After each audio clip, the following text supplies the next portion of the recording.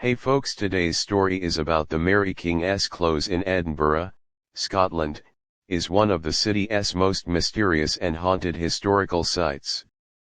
If you love my works, please do like and subscribe to my channel. If you do so, it will help me and other people. Thank you.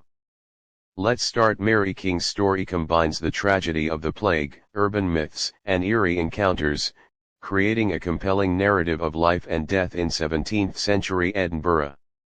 Historical background of Mary King's Close. Mary King's Close was named after Mary King, a merchant who lived and traded there in the 1630s. At that time, the close was a bustling street with shops, residences, and narrow alleyways. Edinburgh's medieval streets were packed with multi-story tenements, and the city was often cramped and unsanitary. This close, along with others, formed the backbone of the city's old town. However, during the mid-1600s, Edinburgh was hit by the bubonic plague, which spread rapidly through the densely populated city. Plague doctors in long cloaks, wide-brimmed hats, and bird-like masks tried to treat the sick, but there was little they could do against such a deadly disease. The legend of being sealed off. One of the darkest legends about Mary King's Close is that it was sealed off to contain the plague. According to some stories, the authorities walled up infected households to prevent the spread of disease, effectively condemning the residents inside to die. However, historical research suggests that people were not intentionally entombed in their homes, though it's possible some areas were quarantined. Following the plague, parts of the close were abandoned, and as the city grew, newer structures were built on top of these old streets.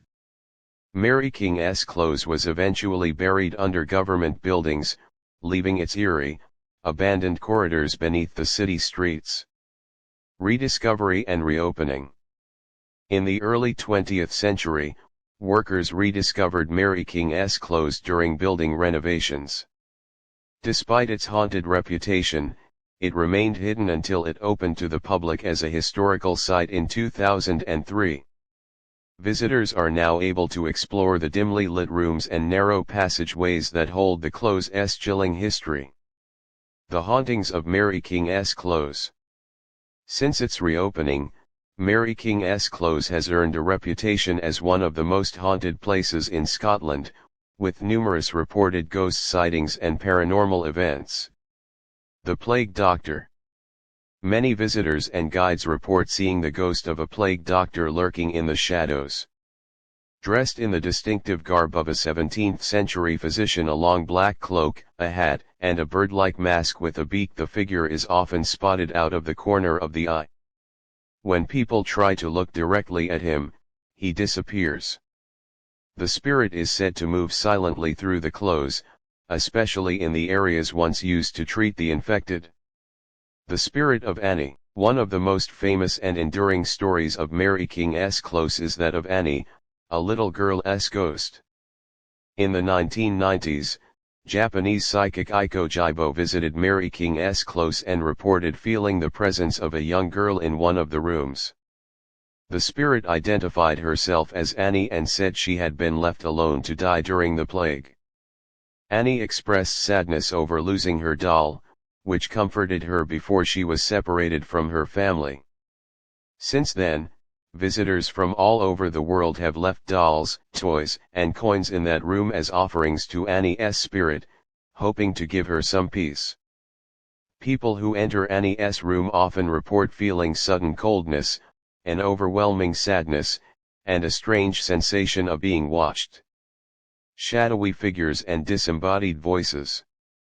There are also reports of doors slamming shut by themselves, as well as mysterious sounds of knocking, dragging, and footsteps in empty rooms.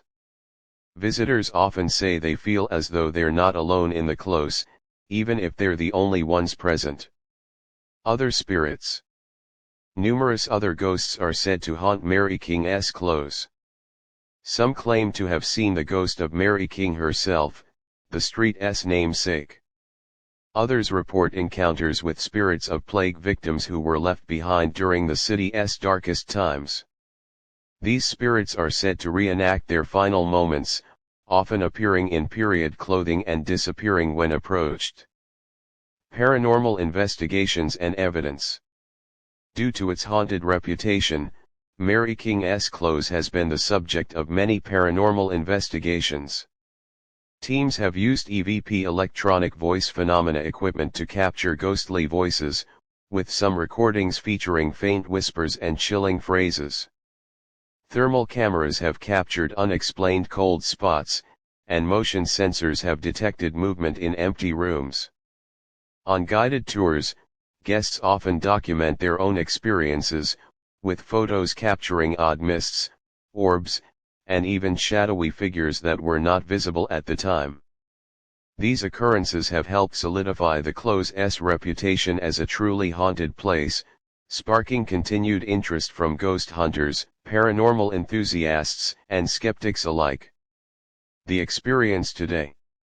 Mary King's Close remains one of Edinburgh's most popular and frightening attractions. Guided tours allow visitors to walk through the underground streets, visit Annie's room, and stand in the same spots where residents once lived and died. The tour combines historical information with ghost stories, creating an eerie and educational experience. Whether or not one believes in ghosts, the Close's dark history and tales of loss, illness, and abandonment create a powerful atmosphere that has left a lasting mark on visitors and locals alike.